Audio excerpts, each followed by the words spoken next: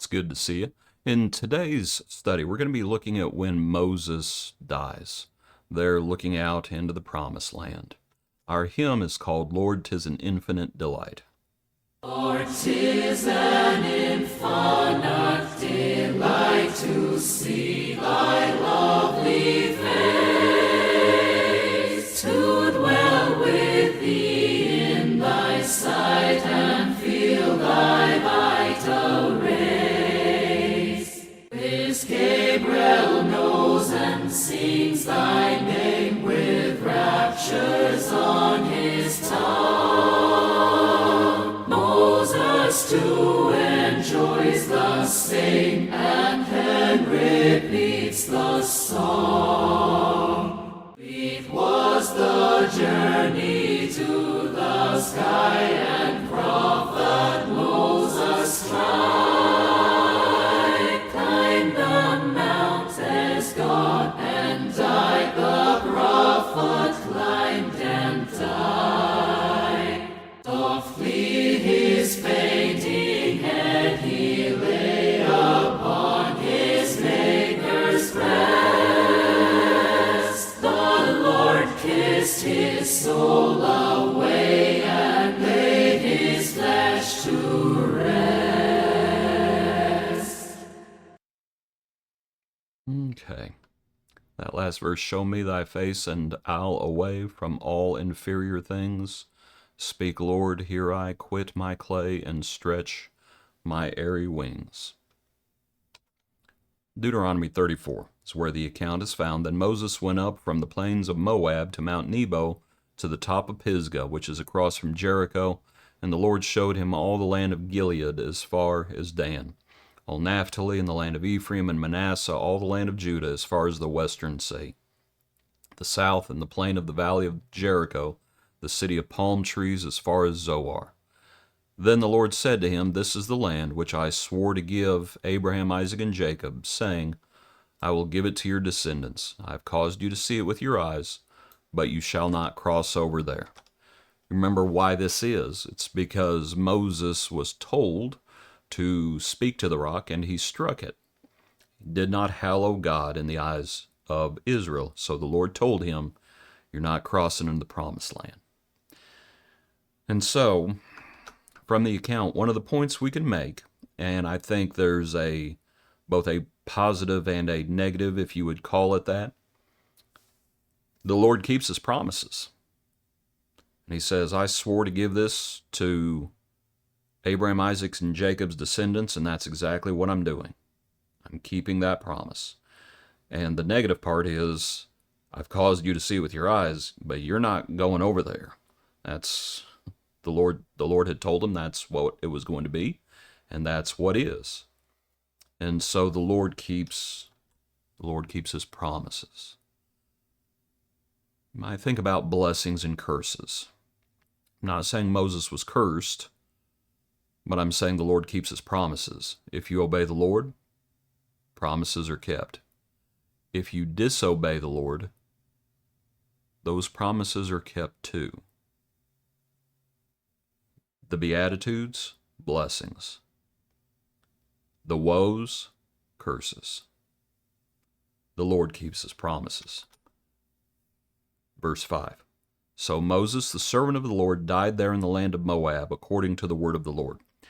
I was thinking about that, and of course the Lord buries him there, in the land of Moab, opposite Beth Peor. But no one knows his grave to this day. And I was asking myself the question, why is that? Why did the Lord bury him there? Why did the Lord not allow Israel to bury him?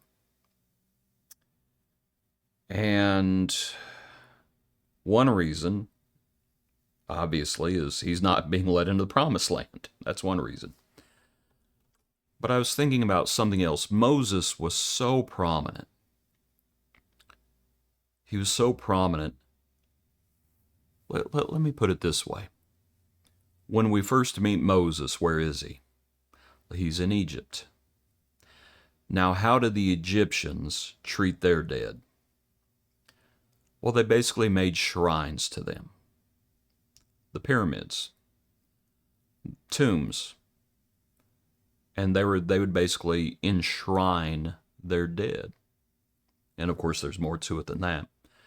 But I was thinking about this idea that Moses was so prominent. What would they have done? What would they have done with Moses as Moses dies? And there may be different elements to that. Like I said, Moses was so prominent. He's buried in Moab. He dies there in Moab, and he's buried in the valley in the land of Moab. The Moabites, that's where Moses is. He's not in Israel. Would Israel go on and cross the Jordan like God wants them to if they knew where Moses was? If they knew, it's like, oh, well, this is his tomb, this is his shrine, this is where, would they go on and cross the Jordan like the Lord wants them to? Just something to think about. I was really thinking why the Lord, not only he doesn't allow him to see, or he doesn't allow him to go into the promised land, he allows him to see it, but that he actually is buried in Moab. Anyway, you might consider it yourself and think about some of those ideas. Back in the account, so the Lord buries him. Moses was 120 years old when he died. His eyes were not dim, nor his natural vigor diminished. Doesn't mean that he didn't get weary from time to time.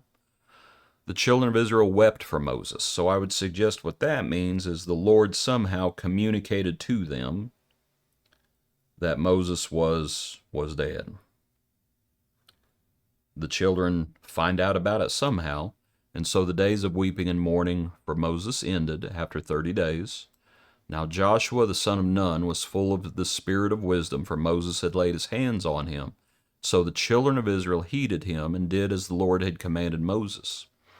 Notice verse 10, but since then there has not arisen in Israel a prophet like Moses, whom the Lord knew face to face, and all the signs and wonders, everything that he had done before Pharaoh and his servants, and all of those things.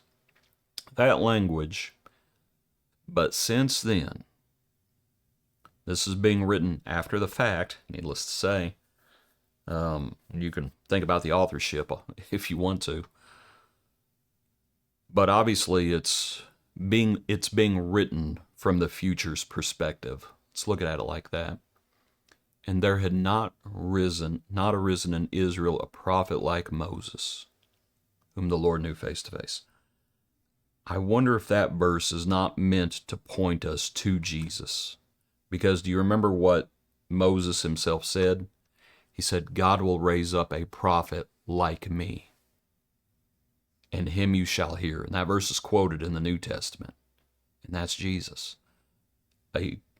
God will raise up a prophet like me. Well, as this verse is being written from the future's perspective, Joshua, as good of a fellow as he was not like Moses. He was not like Moses.